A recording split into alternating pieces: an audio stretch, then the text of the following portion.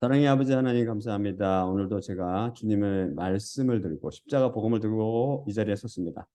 제가 전하는 이 십자가 복음을 통해서 주님의 백성들이 일어나게 하옵시고 주님의 백성들이 십자가 앞에 나와서 그 남은 자들이 모두 구원을 받고 우리 예수 그리스도께서 우리의 하나님을 증거하시도록 인도하옵소서. 모든 말씀 우리 주 예수 그리스도 이름으로 기도드립니다. 아멘. 자, 그러면 처음 슬라이드 보겠습니다. 처음 슬라이드 볼 때 다 일어서 주시기 바랍니다. 오늘의 본문 말씀이죠. 이사야서 6장 9에서 13절입니다. 이사야 6장 9에서 13절. 그러자 그분께서 말씀하시되 가라. 그리고 이 백성에게 너는 말하라. 너희는 반드시 들으라. 그러나 이해하지 말라. 그리고 반드시 보라. 그러나 알지 말라. 그가 그의 눈으로 보고 그의 귀로 듣고 그의 마음으로 이해하여 돌아와 그가 그를 고치지 못하도록 너는 이 백성의 마음을 비둔하게 하고 그의 귀를 무겁게 하며 그의 눈에 진흙을 발라 가려라. 내가 말하되 주님 언제까지니까? 그러자 그분께서 말씀하시되 성들이 황폐하여 거주민이 없으며 집들에 사람이 없고 그 땅이 황폐케 되어 폐허가 될 때까지니라. 그리고 여호와께서 그 사람을 멀리 옮기실 것이고 그 버려진 곳이 그 땅의 내부에서 증가하리라. 그리고 그 안에 10분의 1이 아직 있을 것이요 그들이 돌아와 불태워지리라. 넘어져도 그루터기가 남는 테레빈 나무와 떡갈나무처럼 그들 안에 있는 거루의 씨가 그것의 그루터기니라. 자, 앉아주시기 바랍니다. 여러분 이 구절이 귀에 익습니까? 이해 가세요? 제가 지금까지 번역했던 성경 구절 중 가장 힘들었던 곳이 바로 이 오늘의 본문 말씀입니다. 성령님께서 오직 성경으로 라는 그 원칙과 성경 말씀 자체가 바로 예수 그리스도와 십자가에 대한 증언이라는 그 진리를 통해서 저를 인도하지 않으셨다면 저는 절대 이 본문 말씀을 번역하지 못했을 것입니다. 저는 거짓말하지 않게 해달라고 계속 기도하며 번역했습니다.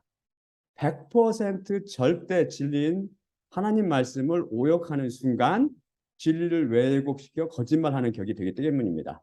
예상대로 100% 모든 번역 성경들이 다 오역을 해버렸죠. 쉽게 말해 엉망진창으로 번역했습니다.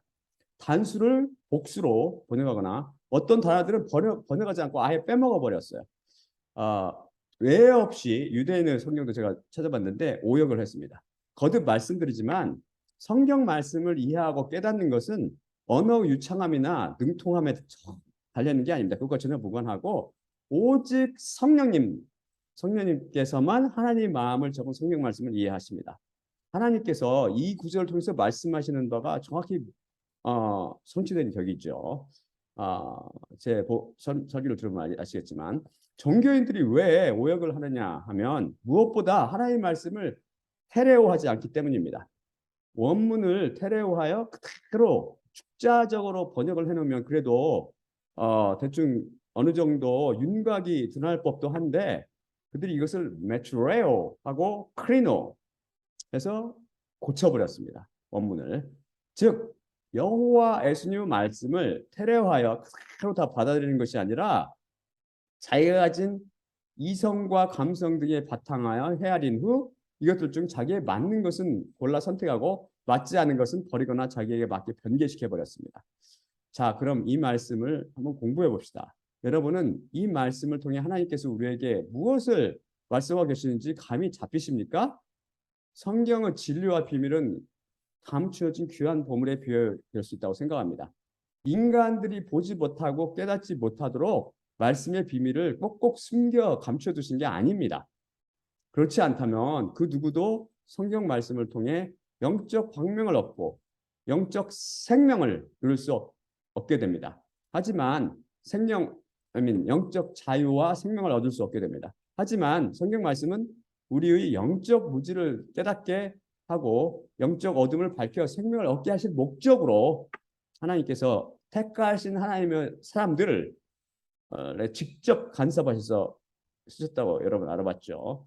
캄캄하고 답답한 것을 낱낱이 드러내주고 환하게 밝혀주어 생명의 빛으로 나오게 하기 위함이죠. 그래서 사람을 구하기 위함, 살리기 위함입니다. 그런데 오늘 말씀은 마치 이것과 모순이 되는 것처럼 들립니다. 하나님께서는 이사야에게 이스라엘 백성에게 보내면서 다음처럼 선포하라고 명령하십니다. 너희는 반드시 들으라. 그러나 이해하지 말라. 그리고 반드시 보라. 그리고 알지 말라. 그가 그의 눈으로 보고 그의 귀로 듣고 그의 마음으로 이해하여 돌아와 그가 그를 고치지 못하도록 너는 이 백성의 마음을 비둔하게 하고 그의 귀를 무겁게 하며 그의 눈에 진흙을 발라 가려라 라고 말씀하십니다. 쉽게 말해 복음을 들어도 이해하지 못하고 진리를 알지 못하며 진리를 보지 못하도록 막으라는 말씀입니다. 그래서 결국 그가 그를 고치지 못하도록 하라는 명령입니다.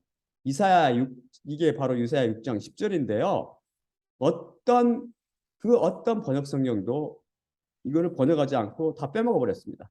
히브리어 동사 라파가 나오는데 이것은 고치다라는 뜻이거든요. 이 속에는 히브리어 헬라에는 주어가 숨어 있다고 그랬죠. 주어가 숨어 있는 그 주어 그가 누구인지 몰라서 능동태 문장을 수동태로 바꿔서 변개시켜 버렸습니다. 다 하나도 빠짐없이 한 성경도 빠짐없이 하나님의 귀중한 말씀을 어떻게 써요? 메트레오 하고 크리노 한 것이죠. 이 문장을 원문 그대로 번역하면 어떻게 되냐면 제가 번역했듯이 그가 그를 고치지 못하도록 이 됩니다. 이 앞에 그는 누구를 가리키냐면 예수님, 그 뒤에 그는 이스라엘 백성을 의미합니다. 곧 살펴볼 예수님의 말씀이 바로 이것을 확증하죠. 이 말씀은 마치 이스라엘 백성의 진리를 이해하지도 알지도 또한 보지도 못해서 회개하고 돌아와 구원을 회개하고 돌아와 고침을 받아 구원에 이르지 못하도록 하라는 말씀처럼 들립니다. 사실 그렇게 들리는 것이 아니라 제가 번역을 제대로 했다면 그렇게 하라는 것이 하나님의 명령입니다. 이해가 가십니까? 갈수록 혼동되시나요? 다음 슬라이드 보여주세요. 디모데전서 2장 3에서 4절입니다.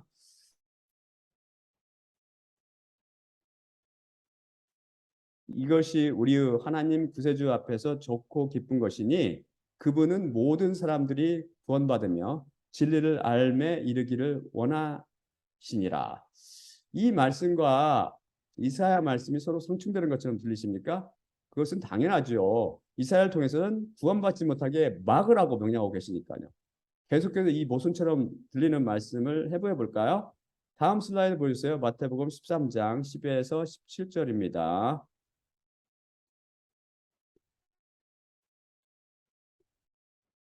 그리고 제자들이 가까이 와서 그분께 여쭙되 왜 그들에게 비유들 안에서 말씀하시나이까? 그러자 그분께서 그들에게 대답하여 말씀하시되 너희에게는 하늘들 왕국의 비밀들을 아는 것이 주어졌으나 저들에게는 주어지지 않았기 때문이니라. 누구든지 가진 자는 그에게 주어질 것이고 넘치게 되겠지만 누구든지 가지지 않은 자는 가진 것도 그로부터 빼앗기리라. 이 때문에 내가 그들에게 비유들 안에서 말하노니 그들이 보고 있으나 보지 못하며 듣고 있으나 듣지 못하고 이해도 못하느니라. 그들에게 이사야 예언이 성취되었으니 이르되 너희들이 메시지를 들을 것이나 이해하지 못하리라. 너희는 보면서 볼 것이나 결코 보지 못하리라. 이 백성의 마음이 비둔해졌기 때문이요 귀로 힘들게 듣기 때문이며 그들의 눈을 감았기 때문이라. 결코 눈들로 보지 못하고 귀들로 듣지 못하며 마음으로 깨닫지 못하게 하여 그들이 돌아와서 내가 그들을 고치지 못하게 함이라. 하지만 너희 눈들은 복되니 그들이 보기 때문이요 너희 귀들도 복되니 그들이 듣기 때문이라.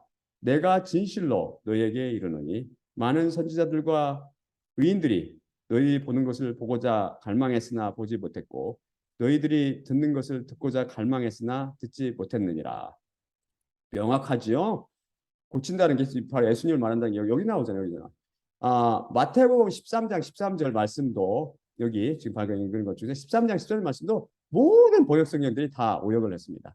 하나님께서는 분명 이사야에게 이스라엘 백성의 마음을 비둔하게 하고 그의 귀를 무겁게 하며 그의 눈을 그의 눈에 진흙을 발라서 가려서 메시지, 그 십자가범을 이해도 못하고 결과적으로 진리를 듣지도 못하고 보지도 못하게 하라고 명령하셨습니다. 또한 이 명령을 이사야에게 하신 여호와 하나님께서 육신을 입고 예수님으로 내려오셨을 때 내가 비유로 말씀하는 이유가 바로 이것이다. 그들이 봐도 알지 보지 못하고 들어 듣지 못하고 깨닫지 못하게 하기 위해서 비유로 말하는 것이라고 분명히 이 명령을 거듭 확인하셨습니다. 그런데도 종교인들은 자기의 논리와 상식에 맞게 문장을 뜯어 고쳐놨습니다. 그렇게 했지만 자세히 읽어보면 오히려 말이 더 안 돼요. 이 사람들이 뜯어 고쳐놓은 게. 분명 이사야에게 하신 명령은 방금 살펴본 디모데전서 2장 3, 4절 말씀과 서로 모순이 되는 것처럼 들립니다. 여러분은 이미 하나님의 말씀은 절대 진리로서 모순과 오류가 없다고 배웠습니다. 인간의 이성과 감성으로 하나님의 지혜를 이해하지 못하기 때문에 그것이 모순이나 오류로 보일 따름입니다. 그래서 어리석은 인간들은 어떻게 해요? 하나님의 말씀인 성경 말씀을 자기 논리에 맞게 뜯어 고치거나 어떤 이들은 성경이 모순과 오류 투성이라고 하면서 시비를 걸어오는 거죠. 안타깝게도 하나도 못 보면서 이 모순처럼 보이는 수수께끼를 풀기 전에 오늘 본문 말씀인 이사야서를 해석해 봅시다. 이 이사야서 자체도 굉장히 어렵잖아요. 하나도 못 알아듣겠죠. 정상이에요, 그게. 이스라엘 백성의 귀를 막고 눈을 가리며 마음을 어둔하게 하여 진리를 이해하지 못하도록 하라고 이사야에게 명령하시자 이사야가 하나님께 여쭙죠. 주님, 언제까지니까? 즉 언제까지 이스라엘 백성이 진리를 모른 채 어둠 속에 갇혀서 지내게 됩니까? 라고 묻죠. 그 물음에 하나님께서 대답하십니다. 뭐라고 답변하세요? 성들이 황폐하여 거주민이 없으며 집들에 사람이 없고 그 땅이 황폐케 되어 폐허가 될 때까지니라. 이것은 바벨론 유수에 의해서 이스라엘 땅이 황폐케 되고 폐허게 되는 것을 의미할까요? 그렇게 해석할지도 모르죠, 종교인들. 하지만 이것은 이스라엘의 영적 상태를 의미하며 영적 암흑기를 맞아 수망이 전혀 없는 상태를 말씀하십니다. 하나님의 말씀, 곧 십자가 복음이 사라진 것입니다. 누가 이렇게 이스라엘을 황폐케 하여 폐허더미로 만들었습니까? 원수, 곧 바벨론과 아스르로 비유되는 마귀 군대가 그렇게 만들었죠. 거기에다가 하나님께서 이스라엘의 하나님의 입 노릇을 하는 그 하나님의 대변인, 하나님의 선지자들을 보내지 않아서 이스라엘 이런 무지와 혼돈과 어둠 속에 살도록 내버려 두셨습니다. 바벨론과 아스루가 이스라엘을 황폐화시키고 잿더미로 폐허더미로 만드는 것을 잠잠히 보고 계셨습니다. 영적으로 지금이 바로 비슷한 때죠. 사람들은 모두 귀가 먹고 눈이 멀었으며 마음이 어두워 진리를 전혀 깨닫지 못하고 있습니다. 왜 그리 하셨을까요? 하나님께서 바로 놀라운 계획을 세우고 계시기 때문입니다. 그것이 바로 이사야 6장 12절입니다. 그리고 여호와께서 그 사람을 멀리 옮기실 것이고 그 버려진 곳이 그 땅의 내부에서 증가하리라. 이사야 본문 말씀 중 앞구절도 그렇고 종교인들이 오해겠지만 특히 이 구절과 다음 구절은 100% 오해겠으며 원문과 전혀 동떨어지게 변개시켜 놨습니다. 전혀 뜻이 달라요. 제가 번역한 것과. 저는 그대로 축자적으로 번역했거든요. 그러니까 이 구절을 이해하는 핵심은 하아담이라는 단어입니다. 여러분 아담이라는 단어 잘 아시잖아요. 최초 인간 아담. 최초 인간 아담이라는 단어를 주님께서 쓰시는데 이것은 아담이라는 뜻 외에 대표적인 성격을 띄어가지고 성경 중에서는 인간이나 인류를 가리킬 때 쓰이고 또한 드물게 흔하진 않습니다. 드물게 men, men, men 사람들이라는 복수로 취급되기도 합니다. 하아담은 아담의 정관사 하를 붙인 걸로 하가 붙이면 뭔가 의미가 있다고 그랬죠. 항상 특히 인류 최초 인간 아담을 한정하여 가리켰을 때 많이 이 하를 붙였습니다. 방금 전에 말씀드린 하를 붙였어도 다른 용법으로 쓰기도 해요. 방금 하지만 대부분은 주로 아담을 가리킬 때 씁니다. 창세기 5장까지 1장부터 5장까지 쭉 이 최초 인간 아담을 지칭할 때 정관사 하를 붙여서 하아담이라고 하는 것이 22회이고 정사를 붙이지 않은 그냥 아담으로 등장하는 게 8회입니다. 이 압도적으로 하를 붙여서 아담을 지칭할 때 쓰셨죠. 하나님께서. 아무튼 이사야 6장 12절은 바로 아담을 가리키고 있습니다. 그런데 모든 성경들이 이것을 MEN 사람들로 요약을 해놨습니다. 이것을 숫자로 번역하면 어떻게 되면 그 아담이 되고 이것은 그 사람이란 뜻과 같잖아요. 이게 번역이 됩니다. 그 사람, 곧 그 사람, 곧 그 아담은 인류 최초 아담이 아닌 누군가 특별한 아담을 가리킵니다. 그럼 오직 성경으로의 원칙에 의해서 그 아담을 성경 말씀 중에 찾아봅시다. 다음 슬라이드 보여주세요. 그 아담은 과연 누구를 가리킬까요? 여러분 감이 잡히세요? 이걸 보면 아시게 되어 있습니다. 로마서 5장 14절. 그러나 아담으로부터 모세까지 사망이 아담의 위법과 같은 죄를 지치 아니한 사람들 위에도 왕으로 다스렸으니 아담은 오실 분의 모형이니라. 그 다음이 고린도전서 15장 42에서 44절입니다.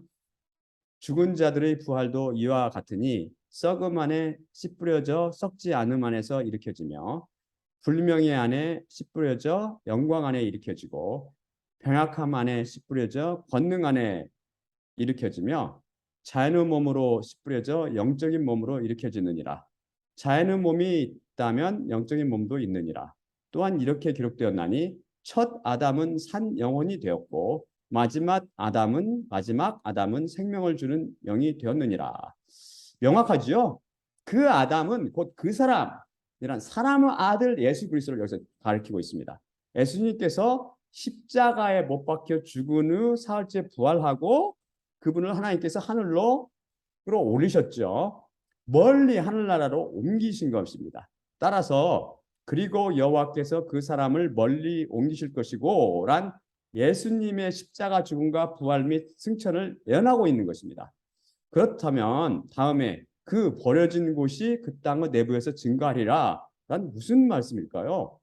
하나님께서 버려진 곳들이라고 일반 복수명사로 하지 않고 또 다시 그 버려진 곳이라고 정관사가 붙일 때마다 신경을 써야 된다고 그랬죠. 정관사의 명사 단수를 붙여서 표현하고 있습니다. 왜 그럴까요? 그 버려진 곳이란 어떤 특정한 장소를 의미하기 때문입니다. 이 특정한 장소가 과연 어디일까요?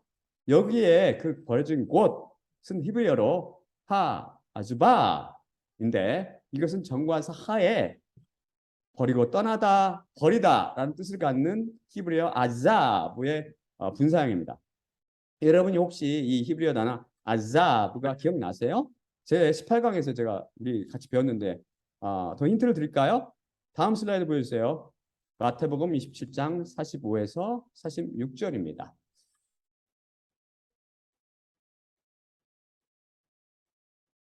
그리고 6시부터 온 땅 위에 어둠이 생겨나 9시까지 지속하니라. 그리고 9시경 예수님께서 큰 음성으로 소리쳐 이르시되 엘리 엘리 레마 사박타니 이것은 나의 하나님 어찌하여 나를 버리셨나이까 라는 뜻이라. 좀 더 이해가 되시나요? 예수님께서 십자가 위에서 하신 이 말씀은 구약 10편 22편 1절 성취라고 말씀드렸습니다. 다음 슬라이드 보여주세요. 시편 22편은 다음과 같이 시작합니다.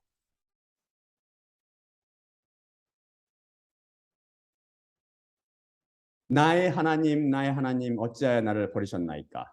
나의 구원과 나의 절규하는 말씀들로부터 멀리 떨어져 계시나이까? 시편 22편 1절의 히브리어 원문은 다음처럼 시작합니다. 히브리어로 하면 엘리 엘리 라마 아자부타니 십자가 위에서 하나님께서 동일하게 부르짖으셨습니다. 마태복음 27장 46절을 헬라어 원문은 어떻게 되냐면 엘리 엘리 레마 스박사니인데요. 이것은 히브리어 아자부타니와 동일한 뜻을 갖는 아람어 쥐박타니를 헬라어로 표현 포기한 것입니다. 아자부타니는 아자브 방금 배운 그 아자 버리다 떠나다 아자브의 2인칭 단수 완료형에 나를 뜻하는 목적형 전미어가 붙은 꼴입니다. 버리고 떠나다 버리다의 뜻을 갖는 히브리어 아자브가 바로 십자가 위에서 예수님께 의해서 선포되신 것입니다. 여러분이 진실로 사랑하는 사람이 여러분을 버리고 떠났다고 한번 가정해 보십시오. 그 아픔이 이해가 가십니까? 당신은 그 사람을 얼마 동안 사랑했습니까? 그런데 성자 예수님과 성부 예수님은 영원 전부터 단 1초 동안도 서로 떨어져 있지 않고 하나 되어 함께 계셨습니다. 아니, 그 둘은 하나였습니다. 아예 하나. 그런데 십자가에서 성부 하나님께서는 그렇게 영원이라는 시간을 통해 단 1초도 떨어져 있지 않았던 독생자 예수님을 매섭게 떠나며 버리십니다. 이것은 생명으로부터의 분리요, 빛으로부터 차단이며 복의 근원으로부터 격리입니다. 결과는 사망과 어둠 그리고 저주지요. 하나님께서는 예수님을 참으로 버리셨습니다. 왜일까요? 우리를 죄로부터, 그것을 저주인 사망으로부터 해방시키기 위함입니다. 예수님께서는 우리의 죄를 짊어지시고 율법의 저주를 그 몸에 끌어안고 있었기에 하나님 보시기에 끔찍한 죄와 저주의 덩어리였던 것입니다. 가증한 뱀이었던 것이죠. 그래서 하나님께서는 십자가 위에서 달리신 예수님을 참으로 버리고 심판하셨습니다. 바로 어둠이 이를 증명합니다. 어둠은 구름으로 인함이 아닙니다. 이것은 검은 구름이 끼어서 얻어진 게 아닙니다. 빛이신 하나님께서 그 얼굴을 저주받은 뱀으로 변한 예수님으로부터 외면하셨습니다. 하나님의 심판이 예수님 몸에 떨어졌을 때 우리 죄와 저주가 산산조각이 났습니다. 따라서 엘리 엘리 라마 사박타니는 시편 22편 1절을 성취이자 동시에 우리가 죄의 저주와 심판으로부터 진실로 해방됐다는 예수님의 선포입니다. 나의 사랑하는 아내와 아이들아 기뻐하라. 내가 너를 대신해서 율법의 저주와 심판을 받고 너를 진실로 죄와 사망의 권세로부터 영원히 해방시켰노라 라는 절규입니다. 유월절량 아내가 누구죠? 바로 교회죠. 그럼 그의 자녀들은 누구입니까? 그리스도인들입니다. 예수님의 이 선포가 우리에게 감사의 눈물을 흘리게 합니다. 예수님의 절규와 선포가 바로 우리를 죄의 저주와 심판으로부터 진실로 해방시켜주는 십자가의 비밀입니다. 그래서 오늘 본문 말씀 그 버려진 곳이란 하나님께서 사랑하는 아들을 버리고 심판하신 바로 그 십자가를 의미합니다. 그래서 이것이 복수가 아니고 단수를 쓰였을 뿐만 아니라 바로 정관사 그가 붙어 있었던 것이죠. 따라서 그리고 여호와께서 그 사람을 멀리 옮기실 것이고 그 버려진 곳이 그 땅의 내부에서 증가리라 라는 뜻은 예수님께서 십자가 위에서 저주와 심판을 받아 죽고 난 후 부활하고 하늘로 승천할 것이며 그 버려진 곳, 곧 그 십자가가 그 땅, 곧 이 땅에서 점점 증가할 것이라는 예언입니다. 십자가 복음을 통해서 교회가 확장될 것이라는 예언인데 초대교회를 통해서 성취되었죠. 앞으로도 다시 성취될 것입니다. 다음이 그리고 그 안에 10분의 1이 있을 것이요. 그들이 돌아와 불태워지리라 라는 말씀인데 여기서 그 안에 그래서 그 안이라는 것은 버려진 곳, 곧 십자가를 가리킵니다. 그 안에서라는 것은 십자가 안에서 곧 그 안에서 그 십자가 그늘 안에서 머물며 십자가를 바라보는 사람자들을 가리키는 거죠. 그 안에 10분의 1 있다고 말씀하시는데 10분의 1이 무엇을 의미할까요? 10분의 1을 히브리어로 아시리라고 하는데 이 숫자는 특별한 영적 의미가 있습니다. 다음 슬라이드 보여주세요. 레위기 27장 32절입니다. 또 소떼나 양이나 염소 무리의 10분의 1, 그 막대기 아래로 지나가는 모든 것들 중 10번째 것은 여호와께 성물이 되리라. 여기서 하나님께서는 지금 11조나 희생제물에 대해서 말씀하시는 것이 아닙니다. 영적으로 거룩한 백성, 곧 그리스도인들에 대해 표현하고 계십니다. 그리스도인들이 바로 하나님께 11조로 바쳐지는 성물들입니다. 성물, 거룩하게 구별된 희생제물이란 뜻이죠. 그 희생제물들은 다음에 어떻게 되죠? 희생제물들은 제사를 어떻게 드리냐에 따라서 제사 종류에 따라 약간씩 다른데 소 번제를 제가 예로 들어 설명드리면 다음 것 같습니다. 애물을 드리는 자가 소를 데리고 나오는데 어떤 애물을 선택하냐면 소떼 중에서 흠없는 수컷을 희생제물로 데리고 나와서 안수를 쫙 하죠. 이 사람이. 그러면 하나님께서 그를 기쁘시게 받으심이 되어 그를 속죄하게 되죠. 용서하게 되고 그 죄를. 그것을 누가 자냐면 가지고 온 사람이 데리고 온 사람이 그 여호와 앞에서 잡습니다. 그러면 제사장들이 그 피를 받아다가 번제단 사방에 뿌립니다. 그가 또한 가죽을 벗기고 각을 뜨죠. 데려온 사람이. 그러면 제사장들이 제단에 뭘 놓냐면 불을 붙이고 나무를 쫙 버려놓은 다음에 그에 물에 씻어요. 그 내장과 정강이 물로 씻은 다음에 그걸 그 위에 올려서 전부 살라서 번제로 여호와께 드립니다. 그러면 하나님께서 이를 향기로운 냄새로 기뻐 맡으시는 거죠. 다른 희생제물의 제사도 비슷한데요. 공통점은 그 희생제물을 번제단 위에서 불살라 태워서 하나님께 바친다는 뜻입니다. 이사야 본문 말씀으로 돌아와 그리고 그 안에 10분의 1이 아직 있을 것이요 그들이 돌아와 불태워지리라 라고 말씀하시는데 십자가 그늘 안에 머물고 있던 그 10분의 1에 해당하는 하나님께서 선택하신 그 거룩한 10분의 1, 곧 남은 자들, 다른 말로 바꾸면 그리스도인들은 하나님 앞에 돌아오게 됩니다. 돌아온다고 돼서 슈브라는 말을 써서 보면 진심으로 회개하여 하나님께 돌아온다는 뜻입니다. 여기서 제가 그들에게 돌아와로 번역한 히브리어 단어는 베샤바, 슈브의 그 다른 형태죠. 베샤바가 되고 원망하게 되리라. 히브리어는 베하타인데요. 이들의 주어는 여성명사인 10분의 1입니다. 회개하고 돌아온 남은 자들이 또한 그 10분의 1 남은 자들 그리스도인들 이들이 또한 불태워지게 된다는 것입니다. 이들이 지역불에 태워지거나 멸망하게 된다는 의미가 전혀 아니죠. 방금 배웠다시피 번제단으로 예표되는 십자가 번제단 예표하는 게 십자가라고 그랬죠. 십자가에서 예수님과 함께 어떻게 돼? 못 박혀 번제물로 태워져서 하나님께 바쳐진다는 말씀입니다. 여기서 불태워지다 라는 히브리어는 바알인데요. 이거가 어디에 나오냐면 오직 성경의 원칙을 쭉 찾아보니까 역대하 13장 12절에서 하나님께 밤낮으로 번제를 드렸다고 묘사하는데 바로 이 바알이라는 단어가 쓰였고 또한 이사야 40장 16절에서 번제라는 단어로 정확히 이 단어가 쓰였으며 이사야 4장 4절에서 하나님께서 장차 심판의 영과 태우는 영으로 시온의 딸들의 더러움과 예루살렘의 피로부터 깨끗게 씻을 것이라 하고 말씀하시는데 이때 바로 태우는 영, 히브리어는 루아흐 바알 정확히 이 단어를 쓰시죠. 루아흐 바알. 루아흐는 영이란 말이 뭘 뜻한다고 그랬어요? 성령님을 뜻하는 거죠. 이건 정확히 태우는 영, 꼭 성령님을 뜻합니다. 그래서 히브리어 그래서 이들을 종합하면 무슨 말이 되냐면 본문 말씀은 그리고 그 안에 10분의 1이 아직 있을 것이요 그들이 돌아와 불태워지리라 는 말은 무슨 말이 되냐면 10분의 1 곧 남은 자들 곧 그리스도인들이 예수님께 돌아와 십자가 앞에 돌아와 회개하고 돌아와서 십자가에 예수님과 함께 못 박히고 성령님께 의해서 태워져서 새로 태어나서 유럽도 나와서 새로 태어나는 십자가 사건을 정확히 지금 예언하고 있는 것입니다. 마지막으로 무슨 말이에요? 넘어져도 그 그루터기가 남는 테레빈 나무와 떡갈나무처럼 그들 아래에 있는 거룩오씨가 그것을 그루터기니라 라는 말씀에서 그들 안에 있는 그 그루터기 그들이란 10분의 1 이 남은 자들 그리스도인들 뜻하는 그리스도인들을 일컫는 거죠.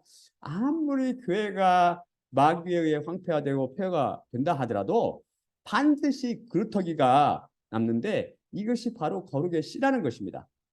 여기서 씨의 히브리어 단어는 제라인데요. 우리는 제 53강을 공부하며 할례 언약 속에 숨어있는 새 언약이라는 부제로 할례 언약은 새 언약을 예언하고 있다고 이미 배웠습니다. 여기서 후손이라고 하나님께서 아브라함에게 내 후손이라고 이렇게 말씀하셨는데 그 후손에서 복을 받고 이렇게 쭉 말씀하시는데 그 후손이 해당하는 단어가 바로 씨를 뜻하는 제라입니다. 제라. 그리고 이 거룩한 씨, 이 제라, 이 씨가 바로 예수님을 뜻한다고 이미 살펴봤죠. 그래서 바로 이 거룩한 씨가 10분의 1, 곧 그리스도인들 안에 있을 것이다 라고 하실 때 이 거룩한 씨라는 것은 바로 예수님의 영, 성령님을 의미하고 있는 것입니다.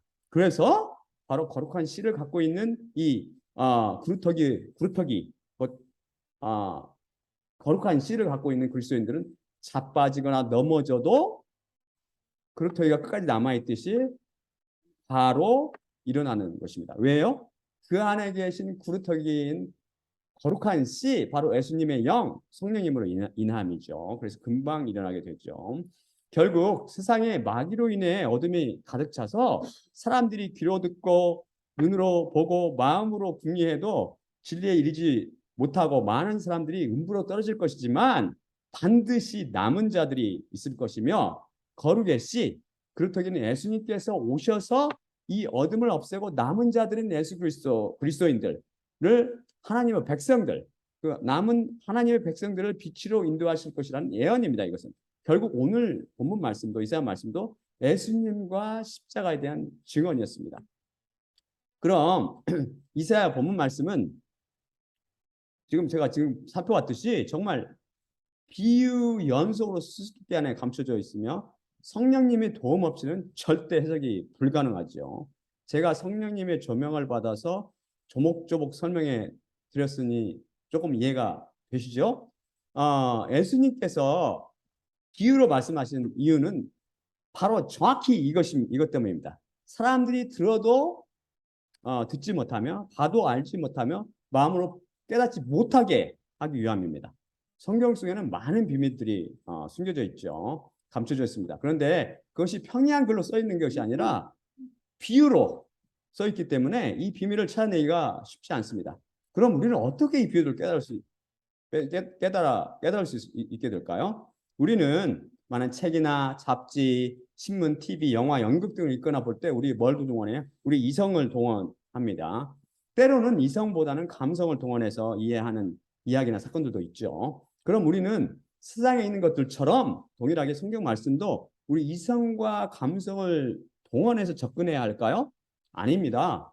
하나님께서는 우리의 이성과 감성으로 쉽게 이해할 수 있도록 성경을 쓰지 않으셨고 수많은 비유를 동원해서 우리의 이성과 감성을 도무지 쓸 수 없는 것으로 만들어 놓으셨죠. 왜 그렇죠? 왜 그렇죠? 예수님께서는 인간의 이성과 감성은 도무지 이해할 수 없는 비유로 비밀들 하늘의 그 비밀의 말씀하신 그 비밀을 감추어서 사람들이 진리를 깨닫지 못하고 구원에 이르는 것을 방해하기 위함이 아닙니다. 오히려 성경 속의 비밀은 감춰지기 위함이 아니고 오히려 드러나기 위해서 써졌다고 저번 시간에 배웠죠. 또한 선하신 하나님께서는 우리가 배웠듯이 디모데전서를 통해서 배웠듯이 모든 사람이 구원받으며 진리를 알매 이르기를 진실로 원하십니다. 그렇다면 왜 이해하기 쉽게 말씀하지 않으시고 왜 어려운 비유로 말씀하셨을까요? 수수께끼를 좋아하시나요? 저도 수수께끼 좋아합니다. 이게 쉽고 단순한 것보다는 이성이나 논리를 동원해야 풀리는 조금 난해한 그런 수수께끼를 좋아합니다. 그런데 가끔 진짜 어려운 수수께끼를 만날 때가 있죠. 그것은 아무리 머리를 짜고 닦고 조이고 기름쳐도 풀어낼 수 없습니다. 그것은 오직 그 수수께끼를 낸 사람의 풀이를 들어야만 이해할 수 있습니다. 너무 어렵기 때문이죠. 성경 속 비유도 바로 이렇게 어려운 수수께끼 같은 것입니다.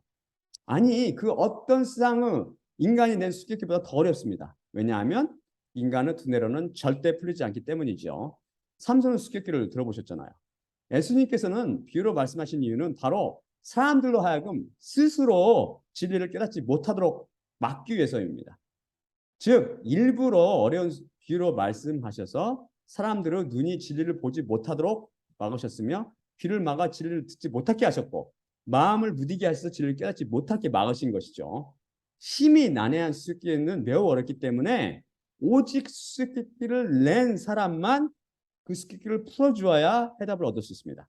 마찬가지로 성경 속의 비유도 굉장히 어렵기 때문에 인간의 머리는 절대 풀릴 수가 없고 오직 그 배우를 베푸신 분인 그 베푸신 분이 그 비유를 풀어줄 때만 참으로 이해할 수 있습니다.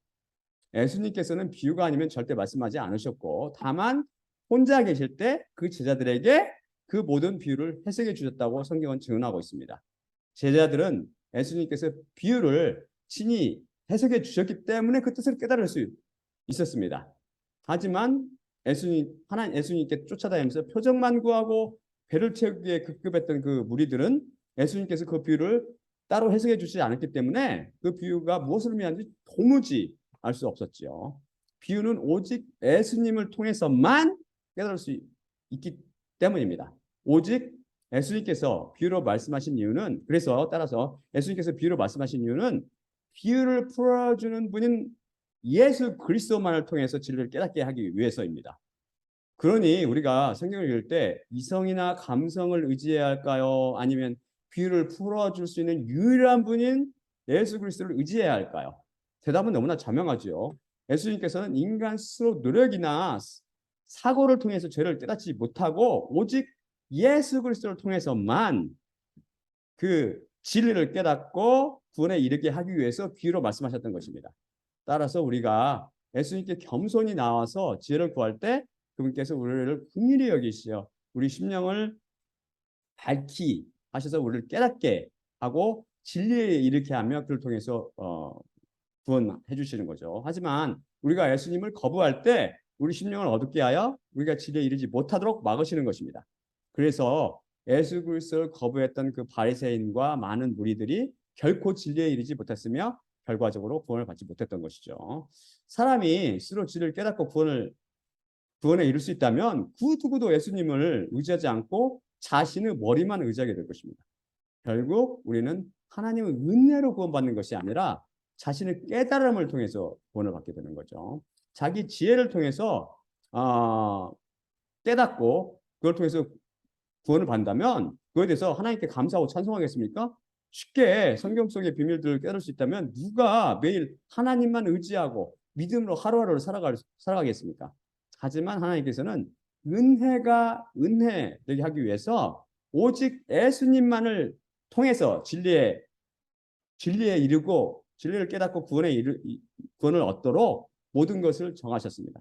우리를 지극히 사랑하시어 누구도 자기 스스로 노력이나 수고가 아닌 하나님의 은혜로 값없이 구원받게 하시기 위함이었죠. 따라서 우리는 날마다 은혜를 통해 우리에게 거저 주시는 그 진리로 인해 기뻐하고 날마다 감사하며 매일 예수님만 의지하고 믿음으로 살아가는 것입니다. 결국 우리는 우리 안에 오신 그루터기요 거룩한 신 예수님, 즉 오직 성령님을 통해서만 성경 속에 감추어진 비밀들을 깨달을 수 있습니다. 여러분이 아무리 수정처럼 맑은 투명한 이성과 번득이는 칼날 같은 통찰력이 있다 하더라도 제 마음속의 생각을 절대 읽어낼 수 없습니다.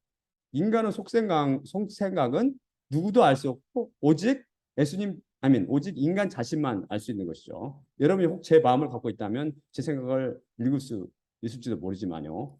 마찬가지로 하나님께서 품고 계신 생각은 그 어떤 인간도 알아낼 수 없습니다. 그래서 종교인들이 계속 실패하고 오역을 남발하는 것입니다. 하나님의 생각은 오직 하나님만이 아십니다. 그래서 우리는 오늘도 오직 예수님만을 의지하고 오직 예수만을 고백하며 살아갑니다. 자, 마지막으로 다음 슬라이드 읽고 마치겠습니다. 고린도전서 11장 23에서 26절입니다.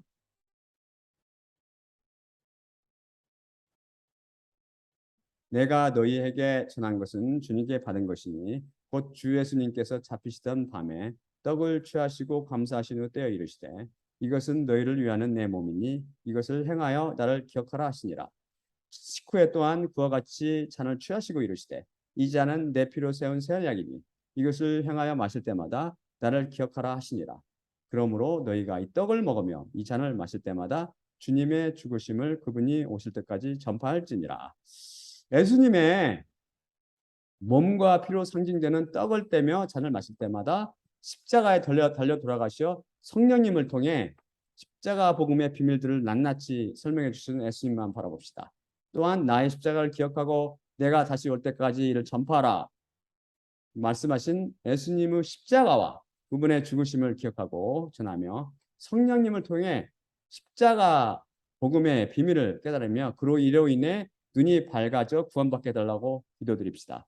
또한 이 생명 말씀을 제 멋대로 헤아리고 판단하여 영원한 멸망에 이르지 않도록 두렵고 떨리는 마음으로 생명 말씀인 성경 말씀을 대하게 해달라고 하나님께 자비와 은혜를 구합시다.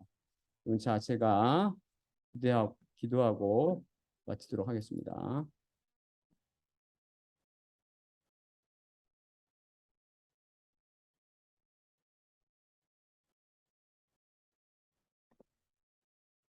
사랑의 아버지 하나님 감사합니다. 오늘 주신 십자가 복음을 통해서 성경 말씀은 구절구절이 예수 그리스도와 십자가에 대한 증언이라는 것을 다시 한번 알게 되었습니다. 또한 우리는 결코 우리 인간의 지성이나 감성이나 의지나 우리의 이성과 감성과 그 어떤 걸 동원해서도 결코 성경 속에 숨어있는 비밀을 알아낼 수 없으며 오직 이 비밀을 풀어주시는 분인 예수님, 오직 그 거룩한 씨, 그 그루터기 되시는 예수 그리스도를 통해서만 이 비밀을 깨달을 수 있으며 우리가 어둠에서 사망에서 생명으로 나올 수 있다는 그 귀한 교훈을 배웠습니다. 아버지 하나님, 우리가 쓸데없이 엉뚱한 것으로 성경을 풀려고 노력하지 말게 하옵시고 우리가 성경 말씀을 귀중한 하나님 말씀을 하나님 자체이신 성경 말씀을 매추레어하고 크리노하지 않도록 우리가 스스로 판단하고 헤아리고 그리고 일부를 택하고 버리고 하지 않고 오직 테오하여서 주님의 말씀을 생명 말씀을 받아들이고 그 말씀을 지키고 보존하고 그걸 살피고 그걸 통해서 생명을 얻을수록 우리에게 은혜를 베풀어 주시고 우리가 주님께 구할 때 비밀 성경의 속에 숨어 있는 비밀을 구할 때 주께서 밝히 성령님을 통해서 밝히 계시해 주시사 그 진리를 통해서 우리가 자유를 얻을 수 있도록 은혜를 내려주시고 죄와 사망과 마귀 권세로부터 해방될 수 있도록 은혜를 내려주시옵소서. 모든 말씀 우리 주 예수 그리스도의 이름으로 기도드립니다. 아멘. 아멘.